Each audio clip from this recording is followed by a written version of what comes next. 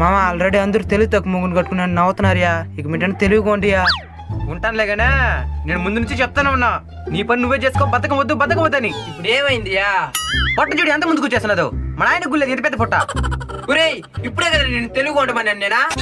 తెలివి ఎన్నో నోములు వచ్చుకుంటే కానీ నాలంటోడు దొరకడు. ఎన్నో నోములు కదరా, ఎన్నో చేతువులు చేస్తుంటే నీలాంటి ముగ్గురు దొరుకుతాడు. సరే కోపడద్దు. తెలియకుండాలంటే ఏం చేయాలి?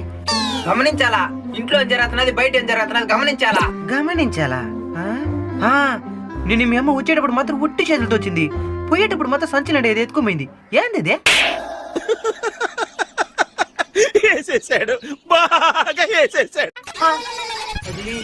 అది చెప్పు. నువ్వేం గమనించాల్సిన పని లేదు కదా, నువ్వు తెలుగు తగ్గను ఉండు. ఏంది